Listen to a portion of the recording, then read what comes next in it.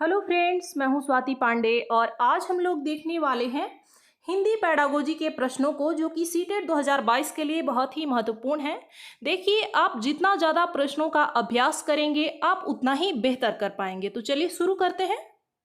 पहला प्रश्न है हमारा, किसी भी भाषा पर अधिकार प्राप्त करने के लिए सबसे महत्वपूर्ण है।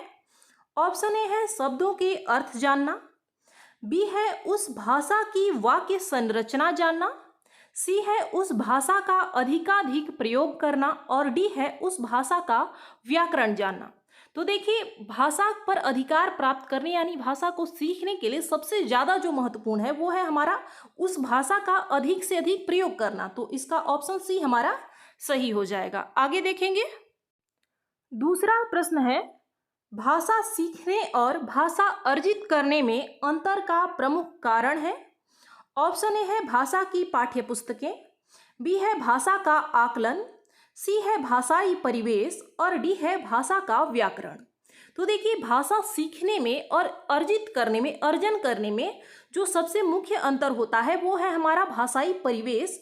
अर्जन हम सहज रूप से करते हैं, बल्कि भाषा सीखने में व्याकरण, शिक्षक, ये सबों की भूमिका होती है ज़्यादातर। तो हम कह सकते हैं कि मुख्य अंतर जो है वो है हमारा भाषाई परिवेश। ऑप्शन सी इसका सही हो जाएगा। आगे देखेंगे।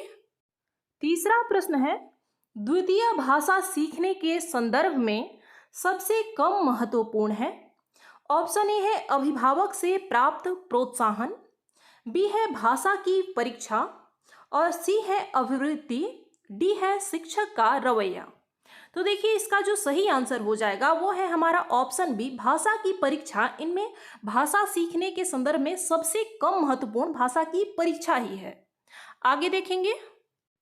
अगला प्रश्न है, कक्षा 8 के बच्चों का सतत आकलन करने में सबसे अधिक महत्वपूर्ण है। ऑप्शन ए है लिखित परीक्षा, बी है भाषा प्रयोग की क्षमता, सी है मौखिक जानकारी और डी है व्याकरण की जानकारी। तो देखिए, इसमें जो इसका जो सही आंसर हो जाएगा वो है हमारा ऑप्शन बी, भाषा प्रयोग की क्षमता। बच्चों के सतत आकलन करने में सबसे अधिक महत्वपूर्ण है कि बच्चा आखिर भाषा प्रयोग अच्छे से कर पा रहा है या नहीं कर पा रहा है, उसमें उस क्षमता का विकास हुआ अथवा नहीं हुआ। आगे देखेंगे। अगला है, पढ़ना कौशल में सबसे ज्यादा महत्वपूर्ण है। ऑप्शन ए है संदर्भानुसार अर्थ ग्रहण करना, बी है शब्दों वाक्यों को शुद्ध रूप से उच्चारित करना, सी है केवल अक्षर पहचानना और डी है तेज गति से पढ़ना। तो देखिए, पढ़ना कौशल में सबसे ज़्यादा जो महत्वपूर्ण है वो किसी भी चीज़ को जिस चीज़ को हम लोग पढ़ रहे हैं उसको उसी भाव में, उस अर्थ को जो लिखा हुआ है उस अर्थ को ग्रहण करना ही सबसे ज़्यादा महत्वपूर्ण है। ये नहीं है कि हम शब्दों वाक्यों को शुद्ध रूप से उच्चारित कर रहे हैं लेकिन उसका अर्थ ही समझ में नहीं आया तो वो किसी काम का नहीं है। इसी तरीके से केवल तेज गति से पढ़ना ही सबसे ज़्यादा महत्वपूर्ण हम नहीं मान सकते। हाँ, ये महत्वपूर्ण है, लेकिन इसमें क्या पूछा जा रहा है कि सबसे ज़्यादा महत्वपूर्ण है, तो जो सर्वाधिक महत्वपूर्ण है वो है हमारा ऑप्शन ए। आगे देखेंगे। अगला प्रश्न है, भाषा शिक्षण का संप्रेषणात्मक उपागम। ऑप्शन ए है बोलना कौशल पर बल देता है, ऑप्शन बी है भाषिक संरचनाओं की जानकारी पर बल देता है, ऑप्शन सी है संदर्भ में भाषा प्रयोग की कुशलता पर बल देता है और डी है मातृभाषा प्रयोग का निषेध करता है। तो देखिए, इसका जो सही आंसर हो जाएगा वो है हमारा ऑप्शन सी, भाषा प्रयोग की कुशलता पर संप्रेषणात्मक उपागम जो है वो सर्वाधिक बल देता है। आगे देखेंगे। अगला प्रश्न है, पाठ पढ़कर बच्चों से प्रश्न बनवाने से। ऑप्शन ए है प्रश्न बनाने की आदत का विकास होता है, बी है इस बात का पता चलता है कि बच्चे प्रश्नवाचक शब्दों से परिचित हैं या नहीं, सी है शिक्षक को यह जानने का अवसर मिलता है कि बच्चों ने पाठ को कितनी गहराई से समझा है और डी है कक्षा कार्य की अच्छी युक्ति पूरी होती है। तो देखिए, किसी भी चैप्टर को पढ़ के उसका जब अभ्यास प्रश्न बच्चे करते हैं तो इससे शिक्षक को यह जानने में मदद मिलता है कि आखिर हमारा जो उद्देश्य था, जो हम शिक्षण कार्य कर रहे थे, उस चैप्टर को, उस पाठ को बच्चे ने कितने अच्छे से समझा है। तो हमारा ऑप्शन सी सही हो जाएगा। आगे देखेंगे। अगला प्रश्न है, वाइगोत्स्की के अनुसार। ऑप्शन ए है भाषा एक अर्जित योग्यता है, बी है भाषा चिंतन को निर्धारित करती है, सी है चिंतन भाषा को निर्धारित करती है। और डी है भाषा एवं चिंतन एक दूसरे से स्वतंत्र रूप से विकसित होते हैं। तो देखिए इसका जो सही आंसर हो जाएगा वो है हमारा ऑप्शन डी, भाषा एवं चिंतन एक दूसरे से स्वतंत्र रूप से विकसित होते हैं। ये वाइगोत्स्की का कथन है, इनका विचार है। आगे देखेंगे, अगला प्रश्न है उच्च प्राथमिक स्तर पर हिंदी भाषा शिक्षण का सर्वाधिक संबंध है।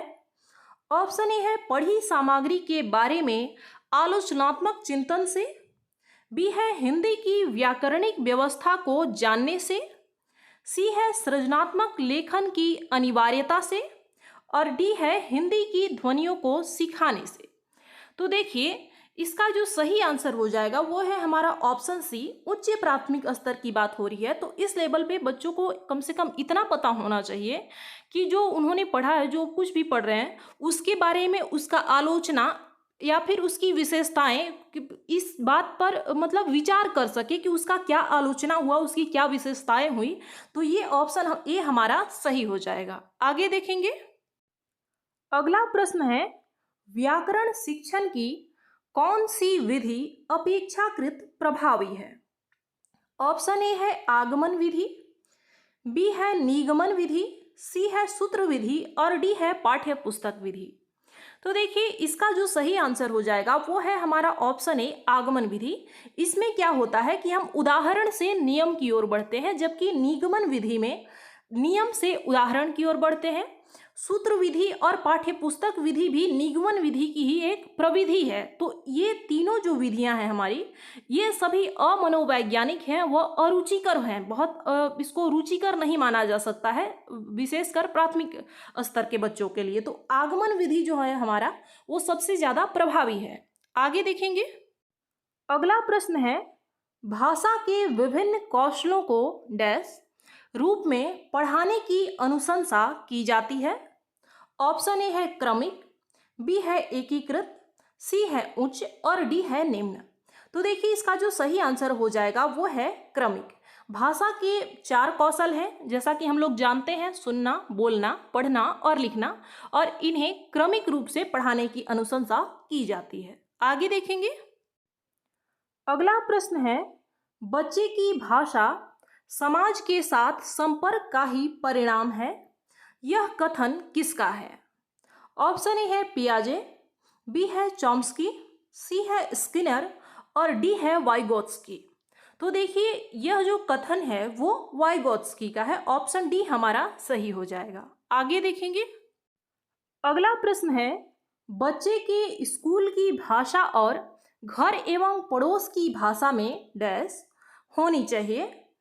ऑप्शन ए है जुड़ाव, बी है समरसता, सी है समरूपता, और डी है अलगाव। तो देखिए इसका जो सही आंसर हो जाएगा वो है हमारा ऑप्शन बी, समरसता। समरूपता बिल्कुल समरूप नहीं हो सकता, उसी के जैसा नहीं हो सकता, लेकिन इसका जो सबसे उपयुक्त जो आंसर हो जाएगा वो है हमारा ऑप्शन बी, समरसता होनी चाहिए बच्चे की स्कूल की भाषा एवं घर एवं पास पड़ोस की भाषा में, ताकि वो कनेक्ट कर पाए चीज़ों को। आगे देखेंगे, अगला प्रश्न है भाषा शिक्षण के संदर्भ में कौन सा कथन सही नहीं है। ऑप्शन ए है समृद्ध भाषा परिवेश भाषा अर्जित करने में सहायक होता है। ऑप्शन बी है भाषा अर्जन और भाषा अधिगम में अंतर होता है। ऑप्शन सी है भाषा शिक्षण में केवल भाषाई शुद्धता पर ही अधिक बल रहता है। और ऑप्शन डी है भाषा सीखने में अन्य विषयों का अध्ययन अध्यापन सहायक होता है। तो देखिए इसका जो सही आंसर हो जाएगा वो है हमारा ऑप्शन सी। इसमें हमसे पूछा गया था कि कौन सा कथन सही नहीं है, तो इस दृष्टि से भाषा शिक्षण में केवल भाषाई शुद्धता पर ही अधिक बल रहता है ऐसा नहीं कह सकते हम, बल्कि भाषा का प्रयोग पर ज़्यादा बल रहता है ये कह सकते हैं। आगे देखेंगे, अगला और अंतिम प्रश्न है स्वलीन विकार में बच्चा ऑप्शन ए है अपने ही कार्यों में लीन रहता है, बी है अपने हाथ पैर हिलाने में कठिनाई का अनुभव करता है, ऑप्शन सी है सामाजिक अंतःक्रिया और संप्रेषण में कठिनाई का अनुभव करता है, और ऑप्शन डी है अक्सर खाने से मना कर देता है। तो देखिए इसका जो सही आंसर हो जाएगा वो है हमारा ऑप्शन सी, सामाजिक अंतःक्रिया और संप्रेषण में कठिनाई का अनुभव करता है वह बच्चा जो स्वलीन विकार से पीड़ित है या फिर जिसमें स्वलिन विकार मौजूद है। तो आज के लिए बस इतना ही। इन 15 प्रश्नों में से आपने कितने सही किए आप हमें कमेंट करके बताएंगे। साथ ही इन प्रश्नों को हल्के में नहीं लेना है। ये वे प्रश्न हैं जो कि बार बार पूछे जाते हैं, सीटेट में रिपीट हुए होते हैं कई बार, क्योंकि सिलेबस तो हमारा चेंज हुआ नहीं है। ऐसे में टॉपिक तो यही रहता है। और सर्वाधिक महत्वपूर्ण बात यह है कि एक प्रश्न जो है वो विकार से, जैसे कि डिसलेक्सिया हो गया, डिसकैलकुलिया हो गया, डिसग्राफिया हो गया, इससे पूछा जाता है। अधिगम और अर्जन से पूछा जाता है एक प्रश्न। और इसके अलावा अगर हम बात करें तो भाषाई कौशल से एक प्रश्न पूछा ही जाता है। तो इस टॉपिक को आप लोग कवर करें। और बस इतना ही आज के लिए। मिलते हैं अगली क्लास में। धन्यवाद।